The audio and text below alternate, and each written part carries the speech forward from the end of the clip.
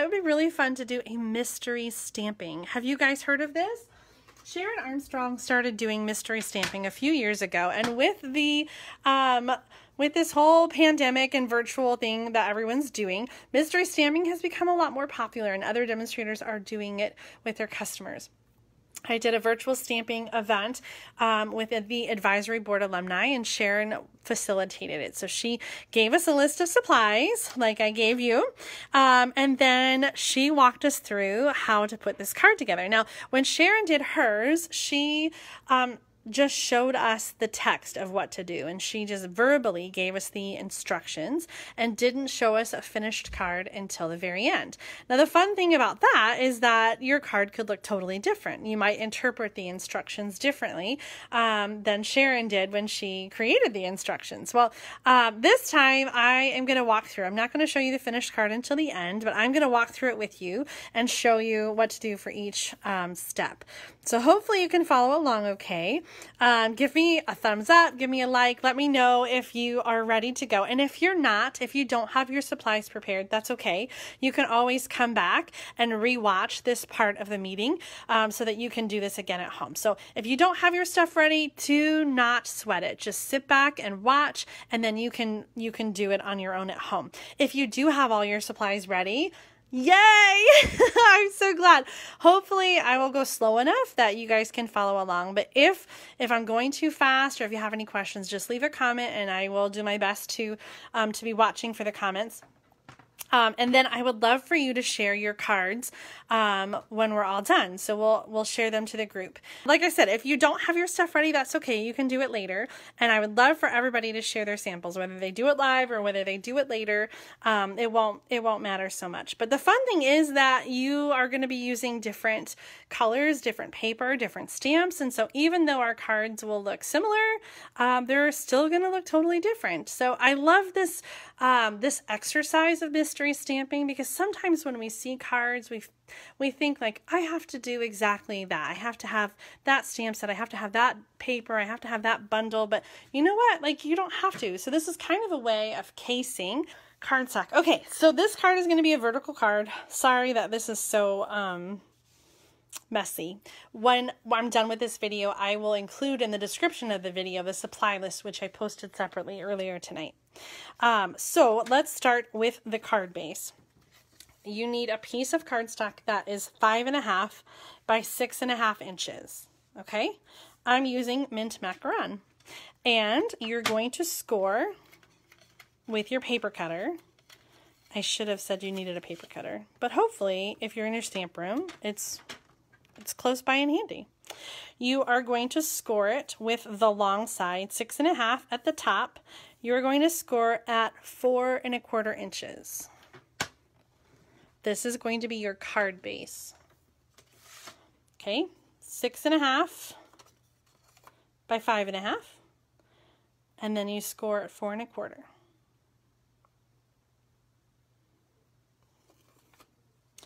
Then this is going to fold over. So this is going to be the front of the card, and this is going to be the inside of the card. Okay. The next piece is 3.5 by 3.5 inches.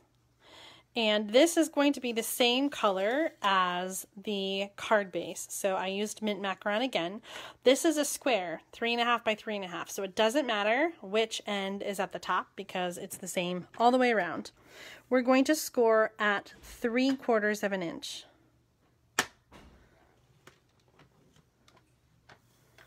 Okay, 3.5 by 3.5, and you're scoring at 3/4 inch. Are you guys following along okay? Hopefully I'm not going too fast. That is the last bit of scoring. We just have 2 things that we're scoring. And so I'm going to put the paper trimmer down here. And the next part is some designer paper. We have 2 pieces of designer paper. Now I said you could also use You could also use embossed cardstock. So you probably wouldn't want them both to be embossed. Maybe one would be embossed and one would not be embossed. But I decided to use designer paper for both of my pieces. So I have one piece that's 2 inches by 5 1/4. And I said that this was going to be a vertical card. So you'll want to choose designer paper that goes vertically. Or that this piece would go vertically. So the 2 inch by 5 1/4 piece of paper is going to go on the front flap of the card.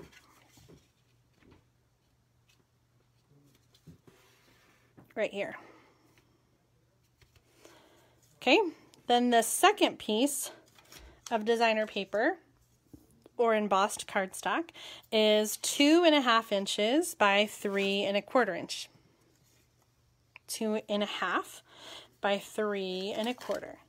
And this is going to go on the smaller piece. We've got this flap, and then it's going to go in the rest of the square. This is the new Gilded Autumn designer paper. I just love it, from the mini catalog. Okay. The inside piece for the card, I told you to get white or vanilla based on your designer paper or whatever you feel would go best. So I decided to get vanilla. This is 4 inches by 5 1/4. Are you guys following along? I don't see any comments at all, but hopefully it's just because you're following. I'm trying not to go too fast. So, oh, please, please, please. Let me know. If you're watching the replay, you can always pause if I am going too fast. I'm gonna pause for just a moment and see. Okay, good. I'm seeing some thumbs up. You guys are following. Okay. Good. Got it. Okay. Yay, Margot, you found us. Okay, so I'm going to use some. I'm gonna put some tear and tape on the flap of this part. And then the inside piece, that's 4 and 5 1/4. This is going to go on the inside of the card. And I want to put the flap, I'm going to put it, like I'm going to take off the tape and I'm going to fold it back so that it's around the white one and then put it down. So the edge of the flap is lined up with the very vanilla, and both are glued to the bottom of the card.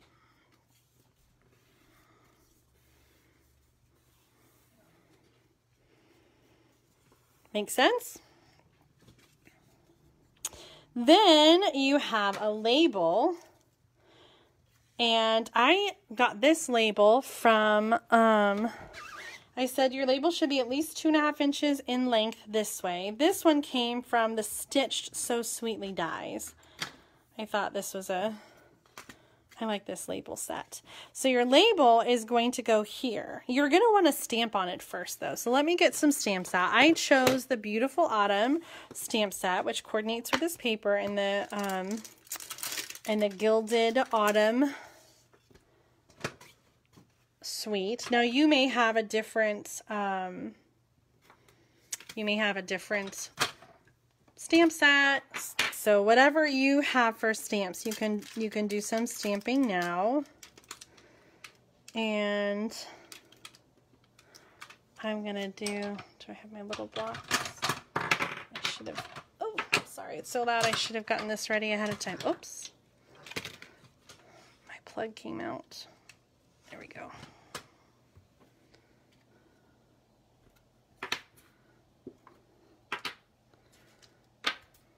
Okay, I am gonna get some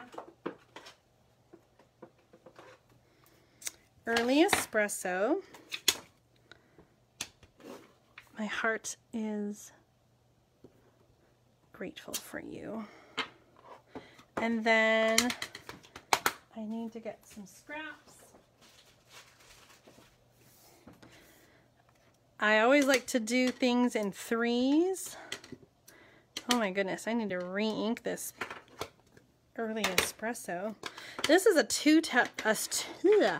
2-step stamp set. So it has an outline and then a color image. I almost feel like I need to stamp off. It is really super.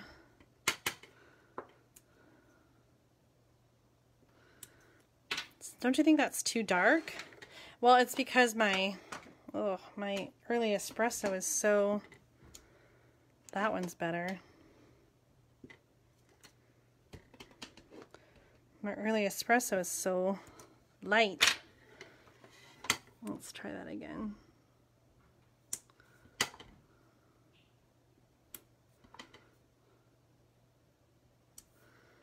Ugh, that one's messy. Oh my gosh, I'm so picky. Do you guys do this? Do you just stamp over and over until it's just right? Then we're going to use the punch. This is a punch pack, and they're actually bigger than I thought they'd be. They're more of like a medium size instead of a small punch.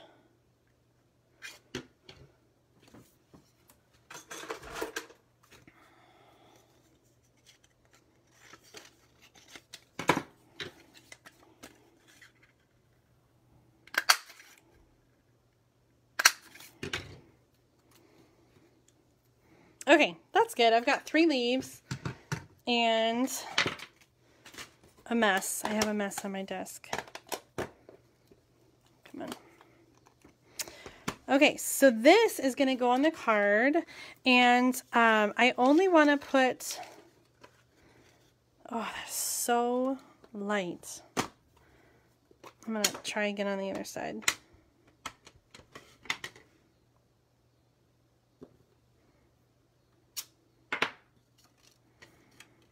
Better.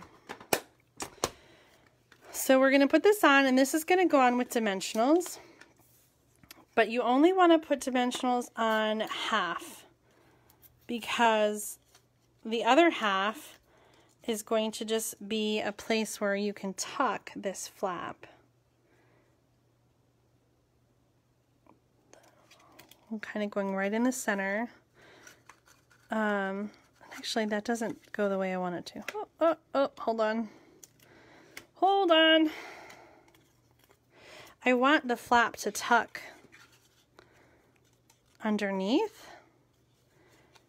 So I really need to limit my dimensionals. So I'm going to go really close on this.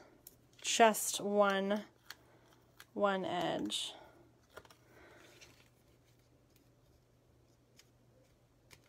So this should be able to fit underneath that label, and the label kind of holds it down. And then you're going to add your little accents or embellishments. So I've got 3 leaves because we always like to do, right, we always like to do odd numbers. So I just have to come up with the right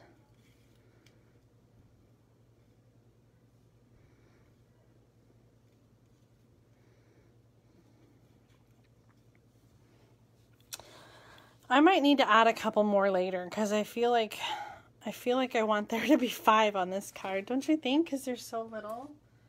I'm just gonna put this on with glue dots. Jen says, "There you are, ripping apart your card. It's inevitable. Every card that I make, I'm always tweaking and tearing apart." Do you know? I realized in June that that's the editor in me. Before I stayed home and did stamping full time, I worked for a software company, and I started as an editor there. I would edit the documentation, and then I became a project manager, and then before I left, I was manager of the editing department. And so it's just my nature to edit not only what I write, but also my cards. I'm constantly editing and tweaking and making changes, and that's just kind of how I roll. All right, so here's my finished card. I might stamp a couple more of these leaves, but for now, oh, and I have to add something on the inside. My heart is grateful for you. Let's see, on the inside, life is better for you.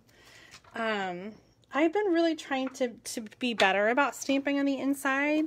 I feel like too often I neglect the inside of my card. Oh, I'm gonna have to redo this because like you can see, you can see my boo-boo on the inside. I'll be ripping apart when I'm done. Let's add.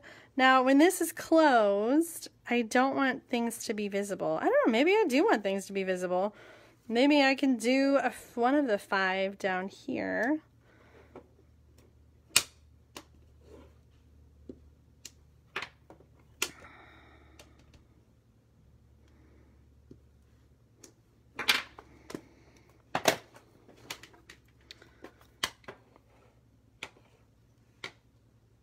Does this card have a name?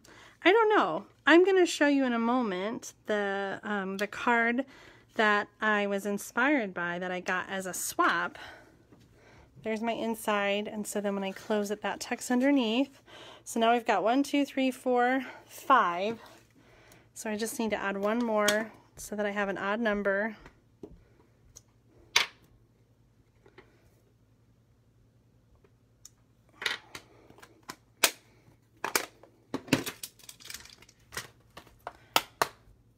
Where's my punch? Punch, punch, punch.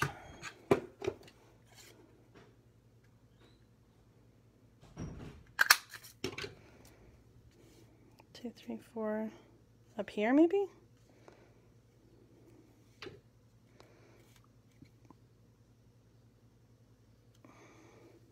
Oh, is that too busy? I'll find the right place. You guys get the idea. Here's my finished card with the little, it's kind of a double flap card, even though I just recently did a double flap card. Here was my inspiration. This card is by Gwen Duckworth, and she used the snow to make her card. She's got the embossed image here, which is why I suggested maybe you would want an embossing folder. And then she used the same die. She layered it with the smaller one, added some snowflakes, and then on the inside, in the coldest moments of the year, my heart is warm because you're near. So 2 different options for our mystery stamping. How did your cards turn out? I can't wait to see what you created, and I hope that you'll share pictures on the Facebook group so that we can all see what stamp set and designer paper you chose and how your card turned out.